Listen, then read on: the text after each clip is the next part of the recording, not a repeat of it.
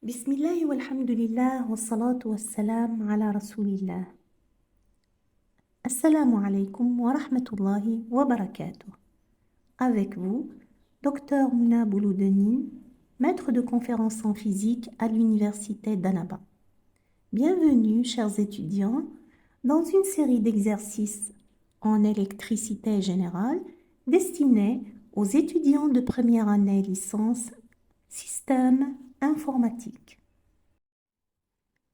Énoncé: un moteur de force électromotrice E' égale à 3 volts et de résistance interne R' est égal à 1 ohm est branché en série avec un conducteur ohmique de résistance R égale 2 ohms. L'ensemble est alimenté par un générateur de force électromotrice E égale à 6 volts et de résistance interne R égale à 1 ohm. Première question: faire le schéma du montage et calculer l'intensité du courant dans le circuit. Deuxième question: calculer l'intensité du courant dans le circuit quand on inverse les connexions reliant l'ensemble au générateur. Maintenant, on remplace le moteur par un générateur de force électromotrice E1 égale à 3 volts et de résistance interne R1 égale à 1 ohm. Troisième question: faire le schéma du montage et calculer l'intensité du courant dans le circuit. Quatrième question: calculer l'intensité du courant dans le circuit quand on inverse les connexions reliant le nouvel ensemble au générateur. Avant de commencer, faisons un petit rappel. Nous avons deux types de récepteurs. Nous avons un récepteur polarisé, un récepteur non polarisé.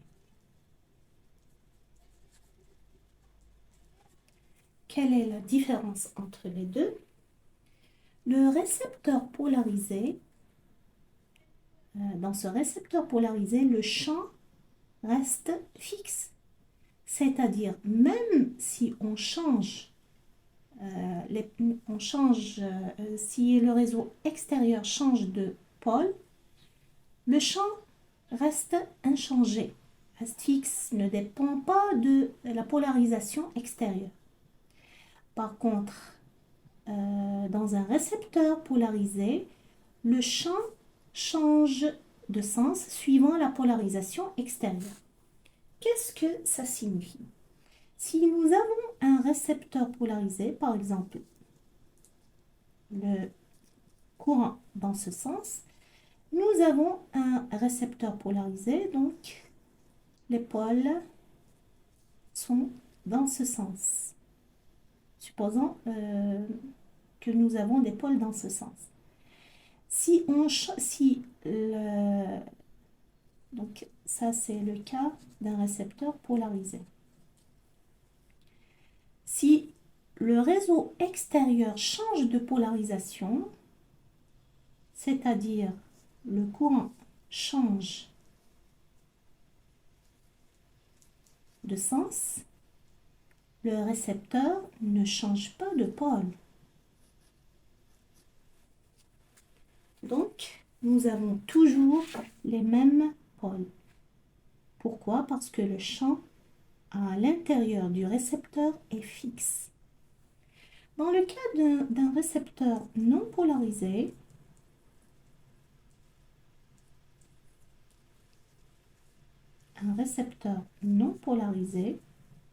nous avons ici un courant qui passe dans ce sens.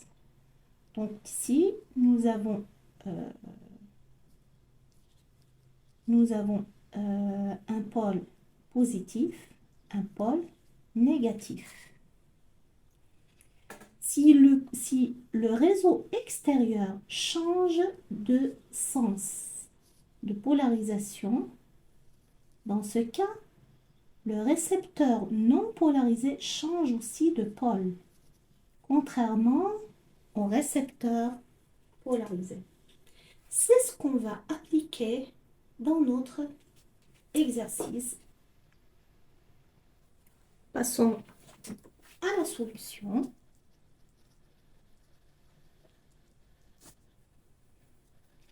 Donc, commençons par la première partie ou la première question. Nous avons ici un moteur de force contre-électromotrice E'. La première question, on nous demande de faire le schéma.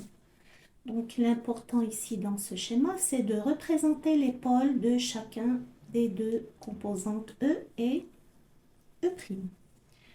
Alors, R, R, R'. On va commencer par le E. Vous voyez le sens de croissance du potentiel. Donc ici, ce pôle, le potentiel ici est supérieur à ce potentiel ici. Donc ici, c'est le pôle positif. Ici, c'est le pôle négatif. Si vous voulez, vous pouvez mettre plus et moins. Donc c'est le E. Nous allons faire la même chose pour E'. Voici le sens d'accroissement des potentiels. Le potentiel ici est inférieur à celui-là. Donc, ici, c'est le pôle positif. Ici, c'est le pôle négatif. E'. Voici le schéma. La question suivante, c'est l'intensité I.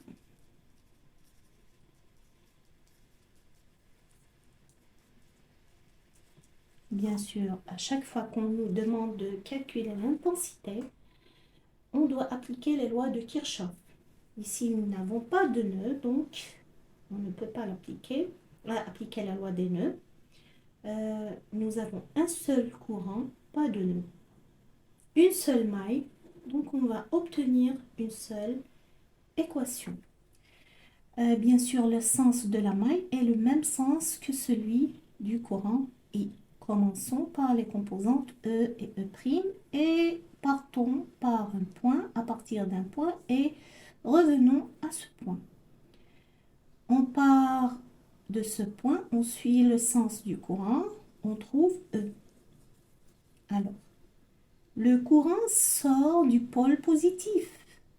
Donc, c'est un générateur qui fournit un courant, plus. Ensuite, on trouve E'. E', le pôle positif reçoit le courant, c'est-à-dire c'est un récepteur. Le pôle négatif, le courant sort du pôle négatif, on met moins. C'est un récepteur. Est égal à une seule maille, il existe un seul courant qui circule. Dans toutes les résistances, nous avons des résistances en série. Alors, on somme les résistances R, grand R, R'. Alors, I égale E moins E' sur R. R', nous remplaçons 6 moins 3 sur 1 plus 2 plus 1. I est égal à 0,75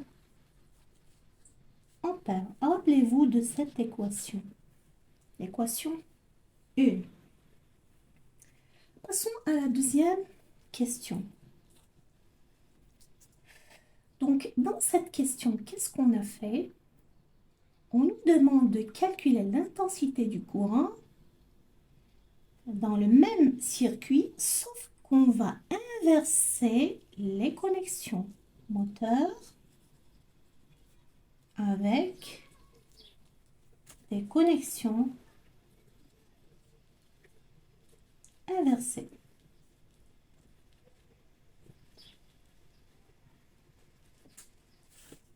D'après vous, pour représenter le schéma, est-ce que le moteur est un récepteur polarisé ou bien non polarisé?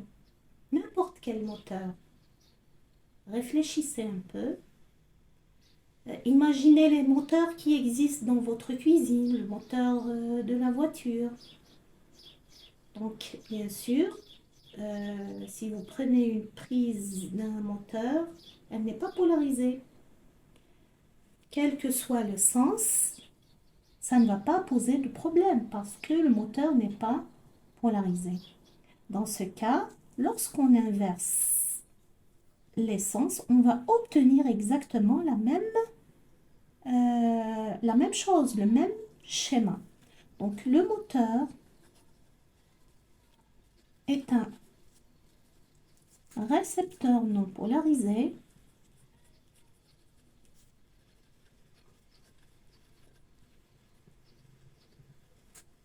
Alors, lorsqu'on inverse les connexions, le schéma est le même lorsqu'on inverse les connexions.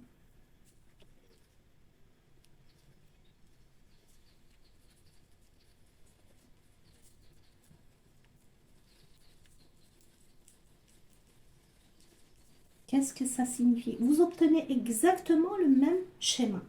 Donc, vous allez obtenir le même courant.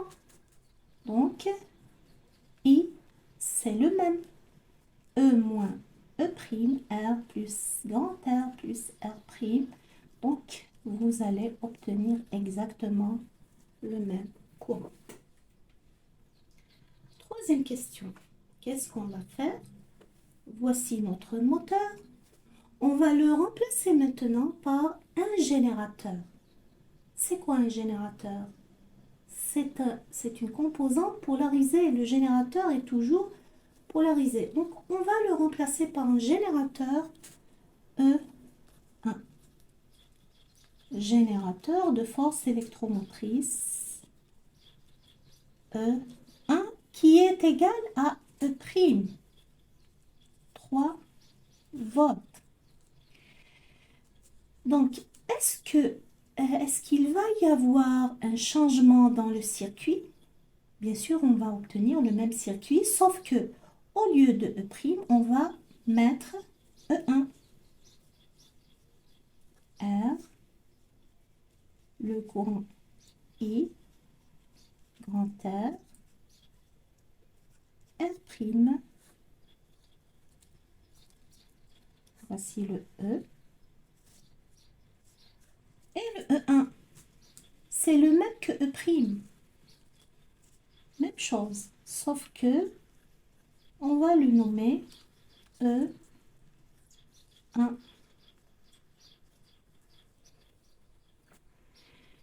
Donc, schéma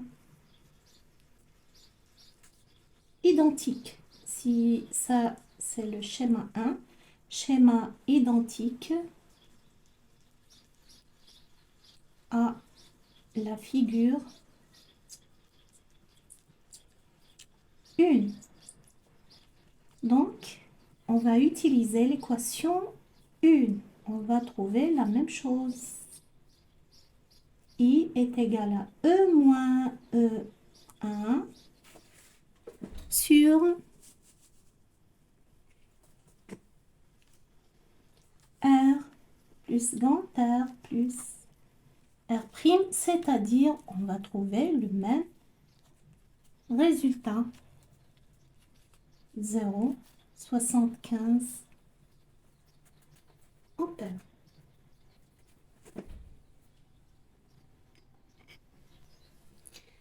La conclusion est suffisante, mais on va faire le schéma afin de le comparer avec celui de la question suivante. Donc, dans ce cas, lorsque nous avons utilisé un générateur à la place du moteur, nous avons obtenu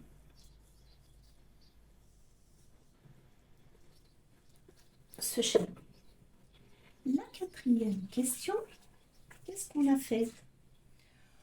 On a inversé les connexions de E1. D'après vous, qu'est-ce qui va se produire? Générateur avec des connexions inversées.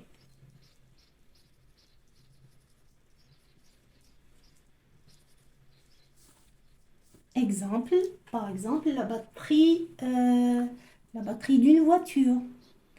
La batterie d'une voiture dans la voiture, elle est utilisée pour fournir un courant électrique. Lorsqu'elle est déchargée et qu'on la charge, on va inverser le sens des connexions. Par exemple, un condensateur, une pile. Une pile dans un sens, elle donne un courant. Lorsqu'on inverse le sens, puisqu'elle est polarisée, elle va se décharger. Alors, puisque E1 c'est un générateur, lorsqu'on inverse, le générateur est toujours polarisé.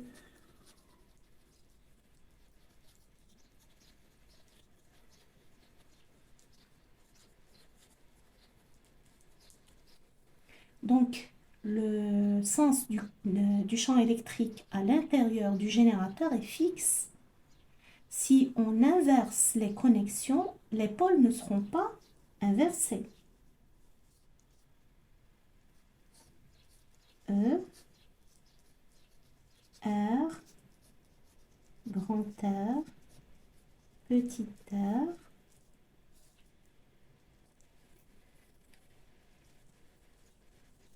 Ici, on inverse les connexions, donc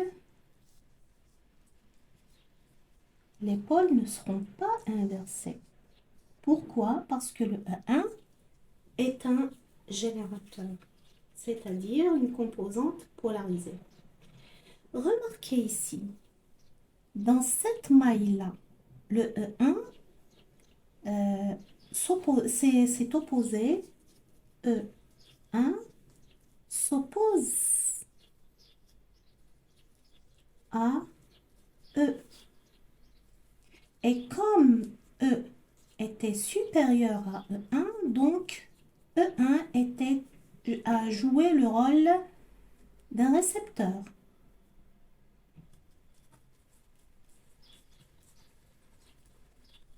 Le E1 a joué ici le rôle d'un récepteur puisqu'il s'est opposé à E. Et dans l'expression de I, vous remarquez qu'on a calculé le I en mettant E moins E1, c'est-à-dire E force électromotrice d'un générateur, E1 force électromotrice d'un récepteur. Par contre, ici, lorsque vous appliquez la loi des mailles, vous voyez que E1, voici le courant.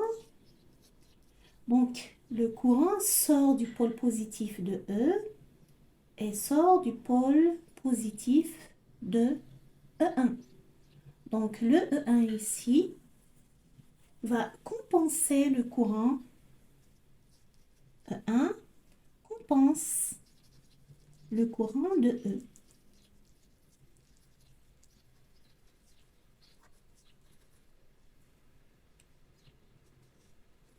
Du générateur E. Donc, il joue ici le rôle d'un générateur.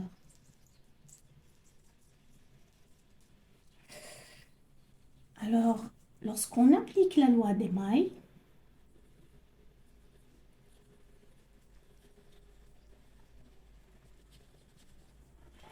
I, dans cette partie, c'était E moins E1 sur R plus grand R plus R'. Lorsque E1 jouait le rôle d'un récepteur, il s'opposait à E. Maintenant, il compense E, donc c'est la somme. il devient une force électromotrice qui génère un courant qui compense celui de E. Donc, même sens, le courant sort du pôle positif, le courant sort du pôle positif. Lorsqu'on applique la loi des mailles, c'est E plus E1. Vous remplacez, vous trouvez 6 plus 3 sur 1, 2, 1, c'est 9 sur 4. Le I est égal à 2,25 ampères. Alors, on a vu ici la différence entre un récepteur non polarisé, tel que le moteur, et un récepteur polarisé, tel qu'un générateur. On a vu que le moteur, quel que soit le sens de la connexion, il va donner la même chose, le même courant. Par contre, un générateur ou une composante polarisée, dans un sens, elle va jouer le rôle d'un récepteur et elle va s'opposer au rôle du générateur. Dans un autre sens, elle va compenser le rôle du générateur, elle va jouer le rôle d'un générateur. Alors le courant devient supérieur.